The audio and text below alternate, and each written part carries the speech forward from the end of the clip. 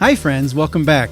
Just wanted to say that in the last episode I mentioned that Sweet Home Alabama is in the tonal center of D. If you go online, however, you'll see there are a lot of people arguing that it's in the tonal center of G. Was I wrong? Kinda. You'll see what I mean in an upcoming episode. It's actually pretty cool. In today's episode, we're going to discuss scale and chord relationships for melody and improvisation, the chord-scale system, new mode definitions, modes as independent entities, current scale definitions, the number of scales in existence, microtonal scales, source scales and their subsets, the major and minor pentatonic scales, and my very own compatibility principle. This is a ton of ground to cover, so let's get started.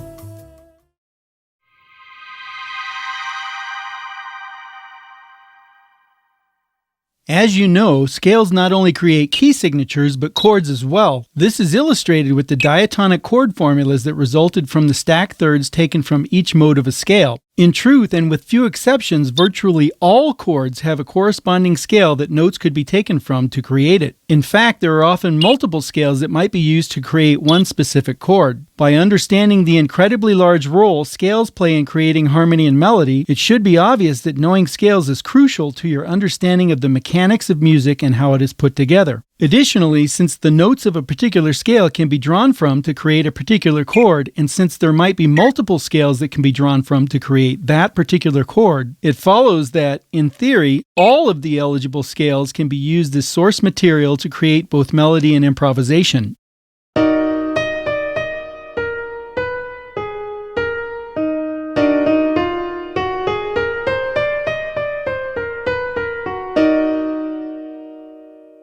But how do you determine which scales can create a particular chord and therefore can be used as source material for melody and improvisation? This is at the heart of what might be referred to as jazz theory, but the concept can be applied to virtually any style of music. Jazz musicians use what is sometimes referred to as the chord-scale system, also sometimes referred to as the chord-scale method. In the chord-scale system, each particular chord type has an associated list of possible scales that are presented in a hierarchical order from the most used to the least used. For example, a major 7th quality chord might have the major scale listed as the first choice to use for improvising over it or creating a melody from, followed by the Lydian mode. In this example, notice that a G major 7th chord can be created from both the G major scale as well as the G Lydian mode. Also notice that modes and scales are treated the same way. To be specific, even though G Lydian is the 4th mode created from the parent scale of D major, the Lydian mode in this context can be used as if G is the tonic or tonal center. In other words, there is no implied gravitational tonal center pull back to D. G is treated as the tonic in the tonal center. Notice the difference between the sound of the G major scale versus the G Lydian mode.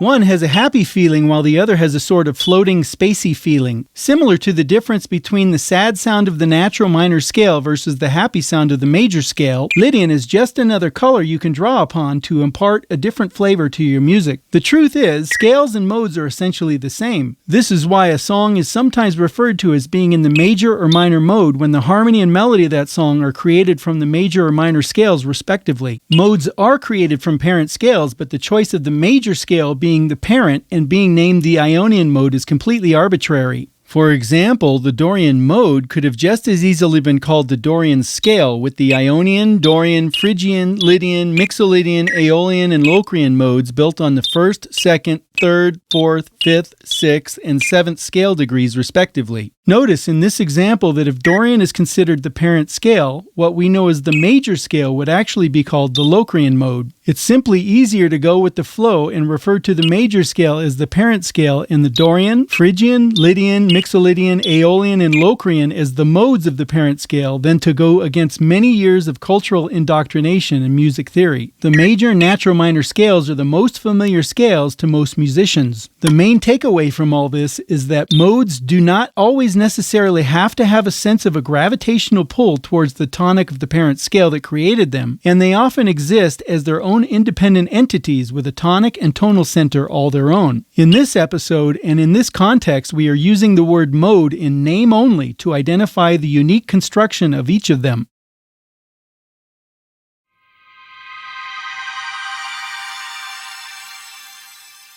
Let's get back to our original question. How do you determine which scales create a particular chord and therefore will sound good over it and can be used as source material for melody and improvisation? To answer this, we must know which scales or modes are likely candidates. This means we should also know how many scales there actually are and be familiar with them to have a pool to choose from. It might be helpful to refer to what the definition of a musical scale currently is. At this point, we begin to enter into some murky waters. According to Wikipedia, a scale is any set of musical notes ordered by fundamental frequency or pitch. A scale ordered by increasing pitch is an ascending scale, and a scale ordered by decreasing pitch is a descending scale. Wow, that's pretty broad. Using this liberal definition, a melodically played interval is also a scale. Okay, well, let's see what other authors have to say. According to this author, there are 48 musical scales used in most musical compositions. These are all the major and minor scales. Another author states there are 2,048 different scales possible through the use of mathematics. Still another author states there are 24,576 scales through the use of mathematics again. And these don't even include microtonal scales, which are scales using a musical system that might divide an octave into 24 distinct steps, or divisions of a half step. Do I know all 24,576 scales? No. Do you need to know all 24,576 scales? No. Many of them do not have practical uses, and in fact, there are relatively few scales in common practice. Additionally, in the same way that scales can create chords, scales can also create other scales. For example, the major pentatonic scale, very common in popular music and named penta for 5-note scale, is simply a subset of the major scale. Notice it's the major scale without the 4th or 7th scale degrees.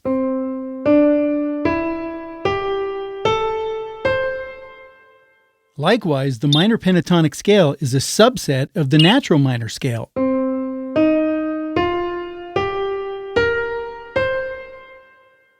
Incidentally, by now you should already know quite a few of those 24,576 scales mentioned if you take into account all the melodic intervals and chords within one octave and all the major, natural minor, melodic minor, and harmonic minor scales in all keys along with all the modes associated with each of them. For the moment, let's assume we're not going to refer to melodic intervals and chords within one octave as scales, but rather as just intervals and chords. So we'll get rid of simple intervals and chords as possible scales for the time being. Accepting this premise, because there are subsets and modes of scales, you will find that there are relatively few actual source or master scales that create all the rest of the scales. We'll cover this in detail much later when we get to the advanced section of the music mechanics series. But for now, to be able to correctly determine which scales will work over a given chord, I've found it necessary to create my own theoretical principles, one of which I've come to call the compatibility principle. This principle developed out of a necessity to teach students how scales and harmony work together, since I haven't been able to find these concepts in the theory literature. So please bear with me, and if it turns out that someone has already discussed this and has a name for it, please let me know. I'll use an analogy from animal tracking to illustrate this. Suppose you are looking at a picture of an animal track, but you only see one toe. What kind of animal could it possibly be? If you only have one toe, it could be a wide variety of animals, couldn't it? And this picture also doesn't give any indication of size. This is similar to how many chord factors there are in a chord. Suppose you have only one note, G. How many of those 24,576 scales starting on G as the tonic would work over this single G note? All of them! This is because every one of those scales or modes starts on the note G. In other words, they are compatible with the chord, or in this case, the single note that we're going to say is the root of our potential chord. Let's go back to the animal track now. We'll add the rest of the toes. What kind of animal is it now? Squirrels, skunks, and raccoons are now out of the range of possibilities since they have 5 toes. Going back to music, this is similar to adding a perfect fifth above the root. Which scales will work over this dyad now? Some of the compatible scales or modes starting on G that we already know include the major scale, the major pentatonic scale, since it's a subset of the major scale, the Dorian mode, the Phrygian mode, the Lydian mode, the Mixolydian mode, and the Aeolian mode, the natural minor scale, which has the exact same notes and construction as the Aeolian mode created from the B-flat major scale, the minor pentatonic scale, since it is a subset of the natural minor scale, the melodic minor scale, along with modes 2, 4, and 5 from the melodic minor scale, and the harmonic minor scale, along with modes 4, 5, and 6 from the harmonic minor scale. I've listed the parent scale of each simply for reference purposes only. Notice the Locrian mode isn't included in this list of compatible scales and modes since it contains a diminished fifth above the tonic, which creates a conflict with the perfect fifth in the dyad. Back to the animal track. Now we see a tape measure next to the track, which indicates the size of the track. More clues. Due to the number of toes and the size of the track, it is most likely some type of feline or canine. Now we go back to music. Let's add a major third. Now it's a major triad. Which of the preceding scales or modes still work? Only the major scale, the major pentatonic scale, the Lydian mode, the Mixolydian mode, modes 4 and 5 from the melodic minor scale, and modes 5 and 6 from the harmonic minor scale. The rest of the scales and modes are not compatible with the major third and the major triad. Back to the track again. Now we see the heel pad. Felines usually have larger heel pads relative to their toe size than canines.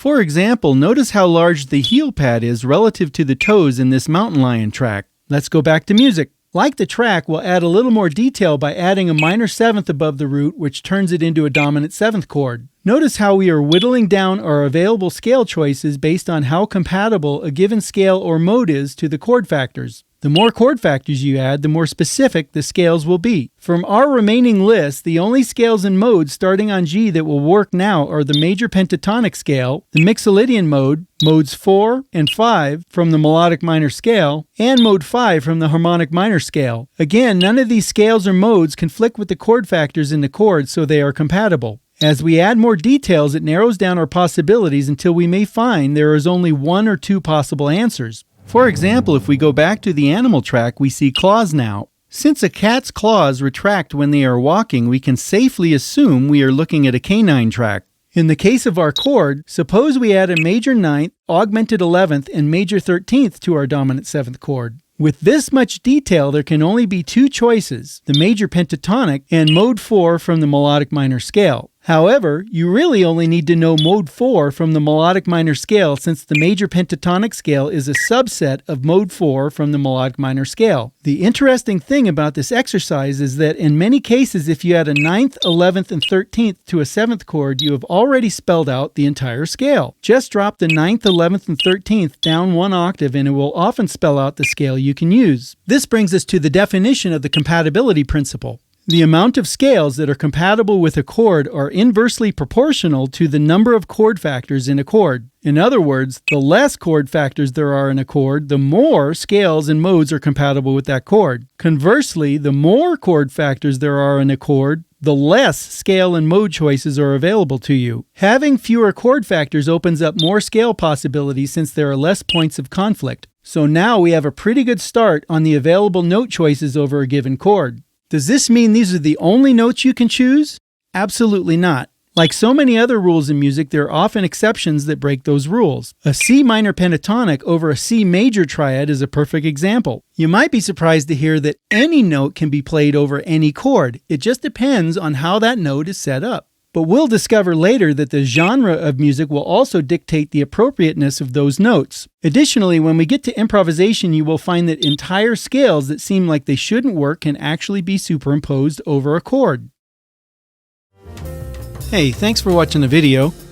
Be sure to like and leave a comment below if you have any questions. And don't forget to hit the subscribe button. If you like the music you've been listening to, these tracks are from my standard Deviation album and can be purchased at this link.